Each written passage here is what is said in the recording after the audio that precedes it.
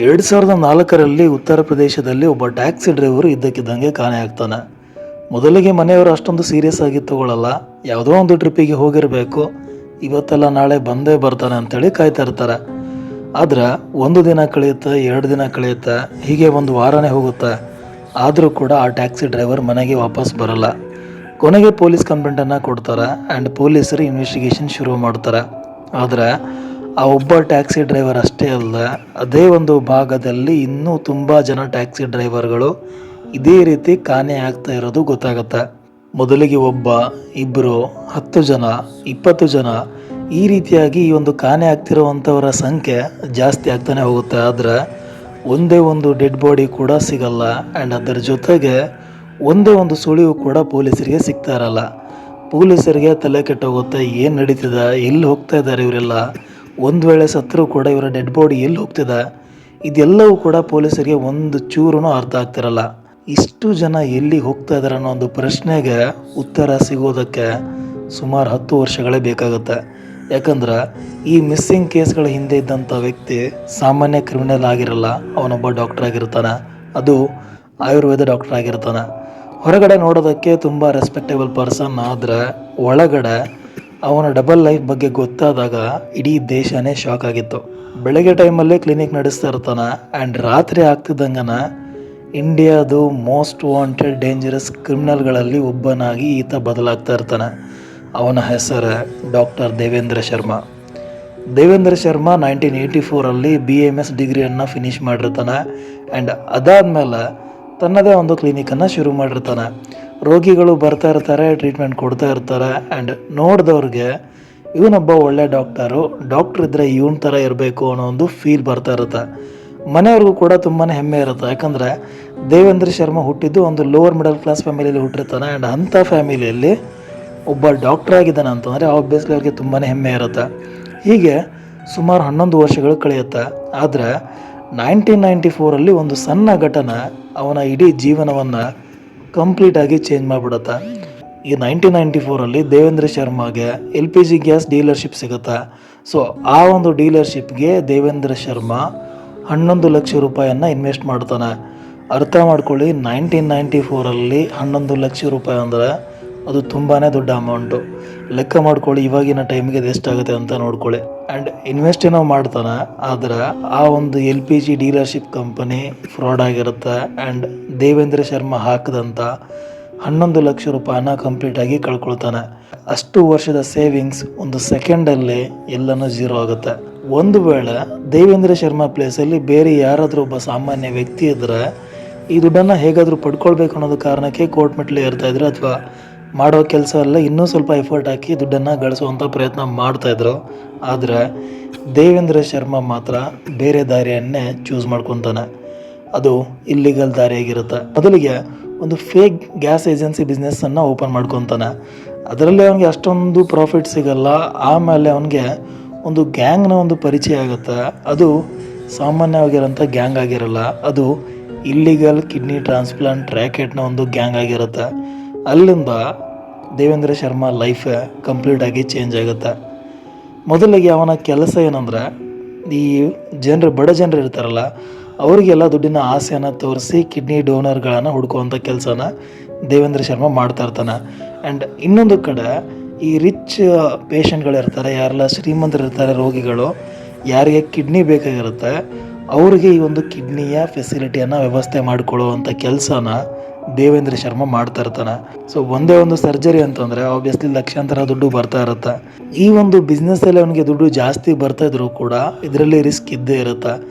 ದುಡ್ಡು ಮಾತ್ರ ಬೇಗ ಬರ್ತಾ ಇರುತ್ತೆ. ಹೀಗಾಗಿ ದೇವೇಂದ್ರ ಶರ್ಮಾ ಒಂದೊಂದೇ ಕ್ರೈಮಲ್ಲಿ ಇನ್ನೂ ಡೀಪಾಗಿ ಅದರ ಒಂದು ಆಳಕ್ಕೆ ಇಳಿತಾ ಹೋಗ್ತಾನೆ. ಪೊಲೀಸರು ಹೇಳೋ ಪ್ರಕಾರ ಸುಮಾರು 10 ವರ್ಷಗಳಲ್ಲಿ 125ಕ್ಕೂ ಹೆಚ್ಚು ಇಲ್ಲಿಗಲ್ ಕಿಡ್ನಿ ಟ್ರಾನ್ಸ್ಪ್ಲಾಂಟಲ್ಲಿ ಅವನು ಇನ್ವಾಲ್ವ್ ಆಗಿರ್ತಾನೆ. ಆದರೆ ಅವನಿಗೆ ಇಷ್ಟೆಲ್ಲ ಮಾಡಿದ್ರೂ ಕೂಡ ಇದರಿಂದ ಬಂದಿರುವಂಥ ದುಡ್ಡಿಂದ ಅವನಿಗೆ ಸಾಕಾಗಿರಲ್ಲ. ಇನ್ನೂ ದುಡ್ಡು ಮಾಡಬೇಕು, ಇನ್ನೂ ಬೇಗ ಹಣ ಮಾಡಬೇಕು ಅನ್ನೋ ಒಂದು ಆಸೆ ಅವನ ತಲೆಯಲ್ಲಿ ಓಡ್ತಾನೆ ಇರುತ್ತೆ. ಸೊ ಇದೇ ಒಂದು ಟೈಮಲ್ಲಿ ಅವನ ತಲೆಯಲ್ಲಿ ಬಂದಂಥ ಇನ್ನೊಂದು ಐಡಿಯಾನ ಟ್ಯಾಕ್ಸಿ ಡ್ರೈವರ್ಗಳನ್ನು ಟಾರ್ಗೆಟ್ ಮಾಡೋದು. ಸೊ ಈ ಒಂದು ಟೈಮಲ್ಲಿ ಮೊಬೈಲಲ್ಲಿ ಆ್ಯಪ್ಗಳಿರಲ್ಲ. ಅಫ್ಕೋರ್ಸ್ ಆ ಒಂದು ಟೈಮಲ್ಲಿ ಸ್ಮಾರ್ಟ್ ಫೋನೇ ಇಲ್ಲ ಅಂದರೆ ಇನ್ನು ಮೊಬೈಲಲ್ಲಿ ಆ್ಯಪ್ ಎಲ್ಲಿಂದ ಬರುತ್ತೆ. ಸೊ ಮೊಬೈಲಲ್ಲಿ ಆ್ಯಪ್ ಇಲ್ಲದೆ ಇರೋ ಕಾರಣಕ್ಕೆ ಆ ಟೈಮಲ್ಲಿ ಆನ್ಲೈನ್ ಬುಕ್ಕಿಂಗ್ ಎಲ್ಲ ಇರಲಿಲ್ಲ. ಸೊ ಜನ ಎಲ್ಲಾದರೂ ದೂರದ ಪ್ರಯಾಣವನ್ನು ಮಾಡಬೇಕಿದ್ರೆ, ಎಲ್ಲಾದರೂ ದೂರದ ಟ್ರಿಪ್ಪಿಗೆ ಹೋಗ್ಬೇಕಂತಂದರೆ ಟ್ಯಾಕ್ಸಿ ಸ್ಟ್ಯಾಂಡ್ಗೆ ಹೋಗಿ ಅಲ್ಲಿ ಟ್ಯಾಕ್ಸಿ ಡ್ರೈವರ್ನ ಹೈಯರ್ ಮಾಡ್ಕೊಳ್ತಾ ಇದ್ರು. ಇದನ್ನೇ ದೇವೇಂದ್ರ ಶರ್ಮಾ ತನ್ನ ಒಂದು ಕೆಲಸಕ್ಕೆ ಬಳಸಿಕೊಳ್ಳೋದಕ್ಕೆ ಶುರು ಮಾಡ್ತಾನೆ. ಅವನು ಮತ್ತು ಅವನ ಗ್ಯಾಂಗು ಒಂದು ದೂರದ ಟ್ರಿಪ್ಪಿಗೆ ಹೋಗಬೇಕು ಅಂತೇಳಿ ಟ್ಯಾಕ್ಸಿಯನ್ನು ಬುಕ್ ಮಾಡ್ತಾಯಿದ್ರು. ಡ್ರೈವರ್ಗೆ ಒಳ್ಳೆ ಬಾಡಿಗೆ ಸಿಗುತ್ತೆ ಅನ್ನೋ ಒಂದು ಖುಷಿ ಇರುತ್ತೆ. ಅದೇ ಖುಷಿಯಲ್ಲಿ ಡ್ರೈವರ್ ಯಾರ ಮೇಲೂ ಕೂಡ ಡೌಟ್ ಪಡ್ತಾ ಇರಲಿಲ್ಲ. ಆದರೆ ಆ ಡ್ರೈವರ್ಗೆ ಗೊತ್ತಿರಲಿಲ್ಲ ಅವನು ಮಾಡ್ತಿದ್ದಂಥ ಪ್ರಯಾಣನೇ ಅವನ ಕೊನೆಯ ಒಂದು ಜರ್ನಿ ಆಗಿರುತ್ತೆ ಅಂಥೇಳಿ. ಸೊ ಈ ಒಂದು ಜರ್ನಿಯಲ್ಲಿ ಯಾರೂ ಇಲ್ಲದೆ ಇರೋ ಅಥವಾ ಜನ ಕಡಿಮೆ ಇರೋವಂಥ ಜಾಗಕ್ಕೆ ರೀಚ್ ಆದಾಗ, ಆ ಒಂದು ಟ್ಯಾಕ್ಸಿ ಆ ಜನ ಇರದೇ ಇರೋವಂಥ ಪ್ಲೇಸ್ಗೆ ಬಂದಾಗ ಈ ಒಂದು ದೇವೇಂದ್ರ ಶರ್ಮಾ ಅವರ ಗ್ಯಾಂಗು ಆ್ಯಕ್ಷನ್ಗೆ ಇಳಿತಾ ಇತ್ತು. ಸ್ವಲ್ಪ ಟೈಮಲ್ಲಿ ಡ್ರೈವರ್ನ ಮೇಲೆ ದಾಳಿ ಮಾಡ್ತಾಯಿದ್ರು. ಆ್ಯಂಡ್ ಅದಾದಮೇಲೆ ಟ್ಯಾಕ್ಸಿಯನ್ನು ಕದ್ಕೊಂಡು ಹೋಗ್ತಾಯಿದ್ರು. ಆ್ಯಂಡ್ ಅದೇ ಒಂದು ಟ್ಯಾಕ್ಸಿಯನ್ನು ಫೇಕ್ ಡಾಕ್ಯುಮೆಂಟ್ಸ್ ರೆಡಿ ಮಾಡಿ ಗ್ರೇ ಮಾರ್ಕೆಟಲ್ಲಿ ಅದನ್ನು ಮಾರ್ತಾಯಿದ್ರು. ಒಂದು ಟ್ಯಾಕ್ಸಿ ಮಾರಿದ್ರೆ ಆ ಒಂದು ಟೈಮಿಗೆ ಬೇಕಾಗುವಷ್ಟು ದುಡ್ಡು ಅವ್ರ ಕೈಗೆ ಬರ್ತಾಯಿತ್ತು. ಆದರೆ ಇದಕ್ಕಿಂತಲೂ ಭಯಾನಕ ವಿಷಯ ಏನಂತಂದರೆ, ಕ್ರೈಮ್ ಆದಮೇಲೆ ಪೊಲೀಸರಿಗೆ ಡೆಡ್ ಬಾಡಿ ಸಿಗುತ್ತೆ ಆ್ಯಂಡ್ ಎವಿಡೆನ್ಸ್ಗಳು ಸಿಗುತ್ತೆ. ಸೊ ಈ ಒಂದು ರೀಸನ್ನಿಂದ ಇಲ್ಲಿ ದೇವೇಂದ್ರ ಶರ್ಮನನ್ನು ಪೊಲೀಸರು ಹಿಡಿಬೋದು ಅನ್ನೋ ಕಾರಣಕ್ಕೆ ದೇವೇಂದ್ರ ಶರ್ಮಾ ಅದಕ್ಕೂ ಕೂಡ ಒಂದು ಪ್ಲ್ಯಾನ್ನ ಮಾಡ್ಕೊಂಡಿರ್ತಾನೆ. ಪೊಲೀಸ್ ಇನ್ವೆಸ್ಟಿಗೇಷನಿಂದ ತಪ್ಪಿಸಿಕೊಳ್ಳೋದಕ್ಕೆ ಆ ಒಂದು ಡೆಡ್ ಬಾಡಿಗಳನ್ನು ಹಜಾರ ಕಾಲುವೆಗೆ ಎಸೆಯೋದಕ್ಕೆ ಶುರು ಮಾಡ್ತಾನೆ. ಆ್ಯಂಡ್ ಈ ಒಂದು ಕಾಲುವೆಯಲ್ಲಿ ಮೊಸಳೆಗಳು ಇದ್ದ ಕಾರಣ ಯಾವುದೇ ಎವಿಡೆನ್ಸ್ ಉಳಿಯೋದಿಲ್ಲ ಅನ್ನೋ ಒಂದು ನಂಬಿಕೆ ದೇವೇಂದ್ರ ಶರ್ಮಾಗೆ ಇರುತ್ತೆ. ಹೀಗೆ ಸುಮಾರು ಜನ ಡ್ರೈವರ್ಗಳು ಕಾಣೆಯಾದರೂ ಕೂಡ ಪೊಲೀಸರಿಗೆ ಅವರನ್ನು ಹುಡುಕೋದಕ್ಕೆ ಇಲ್ಲಿವರೆಗೂ ಸಾಧ್ಯ ಆಗಿರಲ್ಲ. ಬಟ್ 2004ರಲ್ಲಿ ಒಂದು ಪೊಲೀಸ್ ರೈಡ್ ಆಗುತ್ತೆ. ಈ ಒಂದು ಘಟನೆಯಲ್ಲಿ ದೇವೇಂದ್ರ ಶರ್ಮಾ ಜೀವನವನ್ನು ತಲೆ ಕೆಳಗಡೆ ಮಾಡಿಬಿಡುತ್ತೆ. ಮೊದಲಿಗೆ ಪೊಲೀಸರು ಇಲ್ಲೀಗಲ್ ಕಿಡ್ನಿ ರ್ಯಾಕೆಟ್ ಬಗ್ಗೆ ಇನ್ವೆಸ್ಟಿಗೇಷನ್ ಮಾಡ್ತಾ ಇರ್ತಾರೆ. ಈ ಒಂದು ಇನ್ವೆಸ್ಟಿಗೇಷನಲ್ಲಿ ದೇವೇಂದ್ರ ಶರ್ಮಾ ಹೆಸರು ಆಚೆ ಬರುತ್ತೆ. ಅವನನ್ನು ಅರೆಸ್ಟ್ ಮಾಡಿ ಇಂಟ್ರೋಗೇಷನ್ ಮಾಡ್ತಾರೆ. ಮೊದಲಿಗೆ ಅವನೇನು ಎಲ್ಲವನ್ನು ಒಪ್ಕೊಳ್ಳಲ್ಲ. ಬಟ್ ದಿನಗಳು ಕಳೀತಿದ್ದಂಗೆ ಒಂದೊಂದು ಎವಿಡೆನ್ಸ್ ಸಿಗ್ತಾ ಹೋಗುತ್ತೆ. ಆ್ಯಂಡ್ ಕೊನೆಗೆ ಇಂಟ್ರೋಗೇಷನ್ನಲ್ಲಿ ದೇವೇಂದ್ರ ಶರ್ಮಾಗೆ ಇಲ್ಲಿವರೆಗೂ ಎಷ್ಟು ಹತ್ಯೆಗಳನ್ನು ಮಾಡಿದೆ ಅಂತ ಕೇಳಿದಾಗ ಅವನು ಕೊಟ್ಟಂಥ ಆನ್ಸರ್ನ ಕೇಳಿ ಪೊಲೀಸರೇ ಒಂದು ಕ್ಷಣ ಶಾಕ್ ಆಗಿರ್ತಾರೆ. ಅವನು ಹೇಳ್ತಾನೆ, ಮೊದಲಿಗೆ 50 ಜನರನ್ನ ಹತ್ಯೆ ಮಾಡೋವರೆಗೂ ಕೌಂಟ್ ಮಾಡ್ತಾ ಇದ್ದ. ಬಟ್ ಅದಾದಮೇಲೆ ಎಷ್ಟು ಜನರನ್ನ ಹತ್ಯೆ ಮಾಡಿದ್ದೀನಿ ಅನ್ನೋದನ್ನು ಲೆಕ್ಕ ಇಟ್ಟಿಲ್ಲ ಅಂತ ಹೇಳ್ತಾನೆ. ಈ ಒಂದು ಮಾತನ್ನು ಕೇಳ್ತಾ ಇದ್ದಂಗೆ ಪೊಲೀಸರು ಅವನ ವಿರುದ್ಧ ಇದ್ದಂಥ ಹಳೆ ಮಿಸ್ಸಿಂಗ್ ಕೇಸ್ ಎಲ್ಲವನ್ನ ಕೂಡ ಓಪನ್ ಮಾಡೋದಕ್ಕೆ ಶುರು ಮಾಡ್ತಾರೆ. ತುಂಬ ವರ್ಷಗಳಿಂದ ಕಾಣೆಯಾಗದಂಥ ಎಲ್ಲ ಟ್ಯಾಕ್ಸಿ ಡ್ರೈವರ್ಗಳ ಕುಟುಂಬಗಳನ್ನು ಸಂಪರ್ಕ ಮಾಡ್ತಾರೆ. ಒಂದೊಂದೇ ಕೇಸನ್ನು ಚೆಕ್ ಮಾಡ್ತಾ ಹೋದಾಗ ತುಂಬ ಜನ ಡ್ರೈವರ್ಗಳು ಕೊನೆಯದಾಗಿ ಹೋದಂಥ ರೂಟು, ಕೊನೆಯದಾಗಿ ಪಡೆದಂಥ ಬುಕ್ಕಿಂಗು, ಹಾಗೆ ಕಾಣೆಯಾದಂಥ ಟೈಮು, ಇದೆಲ್ಲದರ ಮಧ್ಯೆ ಒಂದು ಪ್ಯಾಟರ್ನ್ ಕಾಣಿಸೋದಕ್ಕೆ ಶುರು ಆಗುತ್ತೆ. ಅಲ್ಲಿವರೆಗೂ ಬೇರೆ ಬೇರೆ ಘಟನೆಗಳು ಅಂತ ಅನಿಸಿದಂಥ ಈ ಒಂದು ಕೇಸ್ಗಳು ನಿಧಾನವಾಗಿ ಒಂದೇ ಕ್ರಿಮಿನಲ್ ನೆಟ್ವರ್ಕ್ಗೆ ಲಿಂಕ್ ಆಗೋದಕ್ಕೆ ಶುರು ಆಗುತ್ತೆ. ಆದರೆ ಇಲ್ಲೊಂದು ಸಮಸ್ಯೆ ಇರುತ್ತೆ. ಪೊಲೀಸರ ಬಳಿ ಡೆಡ್ ಬಾಡಿ ಇರಲ್ಲ, ಹತ್ಯೆ ಮಾಡೋದಕ್ಕೆ ಬಳಸಿದಂಥ ವೆಪನ್ ಕೂಡ ಇರಲ್ಲ. ಆ್ಯಂಡ್ ಕ್ರೈಮ್ ನಡೆದಂಥ ಜಾಗದಲ್ಲಿ ಡೈರೆಕ್ಟಾಗಿ ಸಿಗುವಂಥ ಯಾವುದೇ ಎವಿಡೆನ್ಸ್ ಕೂಡ ಇರಲ್ಲ. ಇದ್ದಿದ್ದು ಕೇವಲ ಸರ್ಕಮ್ಸ್ಟೆನ್ಷಿಯಲ್ ಎವಿಡೆನ್ಸ್ಗಳು ಮಾತ್ರ. ಕದ್ದ ಟ್ಯಾಕ್ಸಿಗಳ ಸುಳಿವು ಮತ್ತು ದೇವೇಂದ್ರ ಶರ್ಮಾ ಕೊಟ್ಟಂತಹ ಕನ್ಫೆಷನ್. ಸೊ ಇದರಿಂದ ಇಲ್ಲಿವರೆಗೂ ಕಾಣೆಯಾದಂಥ ಟ್ಯಾಕ್ಸಿ ಡ್ರೈವರ್ಗಳ ಹತ್ಯೆಯನ್ನು ದೇವೇಂದ್ರ ಶರ್ಮಾನೇ ಮಾಡಿರೋದು ಅಂತ ಪ್ರೂವ್ ಮಾಡೋದಕ್ಕೆ ಅಷ್ಟು ಈಸಿ ಆಗಿರಲಿಲ್ಲ. ಹೀಗಾಗಿ ಪೊಲೀಸರು ತಿಂಗಳುಗಟ್ಟಲೆ ಎವಿಡೆನ್ಸ್ಗಳನ್ನು ಕಲೆಕ್ಟ್ ಮಾಡ್ತಾ ಹೋಗ್ತಾರೆ. ಆ್ಯಂಡ್ ಒಂದೊಂದು ವಿಟ್ನೆಸ್ ಸಿಗ್ತಾ ಹೋಗುತ್ತೆ. ಹೀಗೆ ಎಲ್ಲ ಸೇರಿಸಿದ ಮೇಲೆ ಅವನ ವಿರುದ್ಧ ಚಾರ್ಜ್ ಶೀಟ್ ರೆಡಿ ಆಗುತ್ತೆ. ಇದರ ನಡುವೆ ಇಲ್ಲಿಗಲ್ ಕಿಡ್ನಿ ಟ್ರಾನ್ಸ್ಪ್ಲಾಂಟ್ ನೆಟ್ವರ್ಕ್ ಬಗ್ಗೆಯೂ ಕೂಡ ಇನ್ವೆಸ್ಟಿಗೇಷನ್ ಜೋರಾಗುತ್ತೆ. ಈ ಒಂದು ನೆಟ್ವರ್ಕ್ನಲ್ಲಿ doctors, middle man, fake donors ಹೀಗೆ ತುಂಬ ಜನ ಇದ್ದರು ಅನ್ನೋದು ಪೊಲೀಸರಿಗೆ ಗೊತ್ತಾಗ್ತಾ ಹೋಗುತ್ತೆ.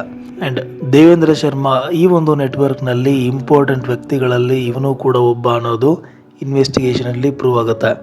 ಇದಾದ ಮೇಲೆ ಕೇಸ್ ಕೋರ್ಟ್ಗೆ ಹೋಗುತ್ತೆ. ವರ್ಷಗಳ ಕಾಲ ವಿಚಾರಣೆ ನಡೆಯುತ್ತೆ. ಆ್ಯಂಡ್ ಕೆಲವೊಂದು ಕೇಸ್ಗಳಲ್ಲಿ ಕೋರ್ಟ್ ಅವನನ್ನು ತಪ್ಪಿತಸ್ಥ ಅಂತೇಳಿ ಅನೌನ್ಸ್ ಮಾಡಿ ಜೀವಾವಧಿ ಶಿಕ್ಷೆಯನ್ನು ಕೂಡ ವಿಧಿಸುತ್ತೆ. ಆ್ಯಂಡ್ ಒಂದು ಕೇಸ್ನಲ್ಲಿ ಮರಣದಂಡನೆಯನ್ನು ಕೂಡ ವಿಧಿಸಲಾಗುತ್ತೆ. ಇಷ್ಟೆಲ್ಲ ಆದಮೇಲೆ ದೇವೇಂದ್ರ ಶರ್ಮಾ ತನ್ನ ಉಳಿದ ಜೀವನವನ್ನೆಲ್ಲ ಜೈಲಲ್ಲೇ ಕಳೀತಾನೆ ಅಂತೇಳಿ ಜನ ಅಂದ್ಕೊಂಡಿದ್ರೆ ಅದು ತಪ್ಪು. ಈ ಕಥೆಯಲ್ಲೇ ಒಂದು ಟ್ವಿಸ್ಟ್ ಇನ್ನೂ ಬಾಕಿ ಇತ್ತು.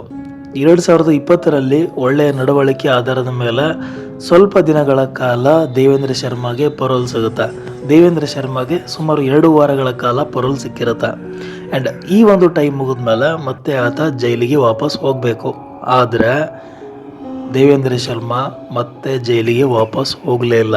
ಅಲ್ಲಿಂದ ಆತ ಮಿಸ್ ಆಗ್ತಾನೆ. ಮತ್ತೆ ಪೊಲೀಸರು ಅವನಿಗಾಗಿ ಹುಡುಕಾಟವನ್ನು ಶುರು ಮಾಡ್ತಾರೆ. ಸುಮಾರು ತಿಂಗಳುಗಳು ಹುಡುಕಿದ ಮೇಲೆ ಕೊನೆಗೆ ದೆಹಲಿಯಲ್ಲಿ ಅವನನ್ನು ಮತ್ತೆ ಅರೆಸ್ಟ್ ಮಾಡ್ತಾರೆ.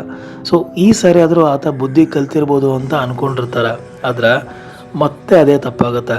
ಯೂಶ್ವಲಿ ಈ ಥರ ಪರೋಲ್ ಸಿಕ್ಕಾಗ ಜೈಲಿಗೆ ಮತ್ತೆ ಆ ಒಂದು ಟೈಮ್ ಒಳಗಡೆ ಬಂದಿಲ್ಲ ಅಂತಂದರೆ ಅವ್ರಿಗೆ ಮತ್ತೆ ಪರೋಲ್ ಸಿಗೋದು ಕಷ್ಟ. ಆದರೆ ದೇವೇಂದ್ರ ಶರ್ಮಾ ವಿಚಾರದಲ್ಲಿ ಈ ಥರ ಆಗಲಿಲ್ಲ.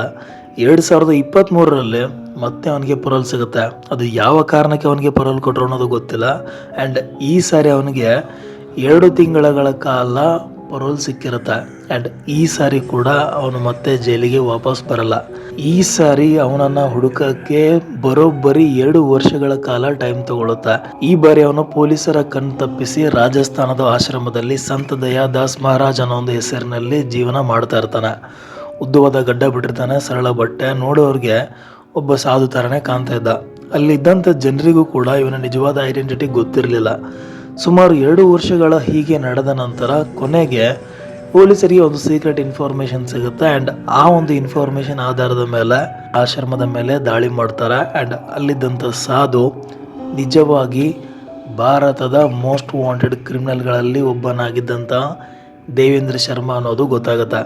ಕೊನೆಗೆ ಅವನನ್ನು ಮತ್ತೆ ಅರೆಸ್ಟ್ ಮಾಡ್ತಾರೆ ಆ್ಯಂಡ್ ಜೈಲಿಗೆ ಕರ್ಕೊಂಡು ಹೋಗ್ತಾರೆ. ಈಗಲೂ ಕೂಡ ದೇವೇಂದ್ರ ಶರ್ಮಾ ಜೈಲಲ್ಲೇ ಇದ್ದಾನೆ. ಈ ಒಂದು ದೇವೇಂದ್ರ ಶರ್ಮಾ ಕೇಸಿಂದ ನಾವು ಅರ್ಥ ಮಾಡ್ಕೊಳ್ಬೇಕಾಗಿರೋದು, ಒಬ್ಬ ಮನುಷ್ಯನ ಬಳಿ ವಿದ್ಯೆ ಇರ್ಬೋದು, ರೆಸ್ಪೆಕ್ಟ್ ಇರ್ಬೋದು, ಡಾಕ್ಟರ್ ಅನ್ನೋ ಒಂದು ಟೈಟಲ್ ಕೂಡ ಇರ್ಬೋದು. ಆದರೆ ಈ ಎಲ್ಲದರಿಂದ ಆ ವ್ಯಕ್ತಿ ಒಳ್ಳೆಯವನೇ ಆಗಿರ್ತಾನೆ ಅನ್ನೋದಕ್ಕೆ ಯಾವುದೇ ಗ್ಯಾರಂಟಿ ಇಲ್ಲ. ಜನರ ಪ್ರಾಣವನ್ನು ಉಳಿಸ್ಬೇಕಿದಂಥ ವ್ಯಕ್ತಿನೇ ದುಡ್ಡಿನ ಆಸೆಗೆ ಈ ರೀತಿಯ ಕೃತ್ಯಗಳನ್ನು ಆಯ್ಕೆಯನ್ನು ಮಾಡಿಕೊಂಡಿರ್ತಾನೆ. ಸೊ ಈ ಒಂದು ಕಾರಣಕ್ಕೆ ದೇವೇಂದ್ರ ಶರ್ಮಾ ಕೇಸು ಇಂದಿಗೂ ಕೂಡ ಭಾರತದ ಅತ್ಯಂತ ವಿಚಿತ್ರ ಮತ್ತು ಕುಖ್ಯಾತ ಕ್ರಿಮಿನಲ್ ಕೇಸ್ಗಳಲ್ಲಿ ಒಂದಾಗಿ ಉಳ್ಕೊಂಡಿದೆ. ಸೊ ಇವತ್ತಿಗೆ ಇಷ್ಟು. ಹೋಪ್ ನಿಮಗೆ ಈ ಒಂದು ವಿಡಿಯೋ ಇಷ್ಟ ಆಗಿದೆ ಅಂತ ಅಂದ್ಕೊತೀನಿ. ವಿಡಿಯೋ ಇಷ್ಟ ಆಗಿದ್ರೆ ಲೈಕ್ ಮಾಡಿ, ಶೇರ್ ಮಾಡಿ ಆ್ಯಂಡ್ ಚಾನಲ್ನ ಸಬ್ಸ್ಕ್ರೈಬ್ ಮಾಡ್ಕೊಳ್ಳಿ. Thank you.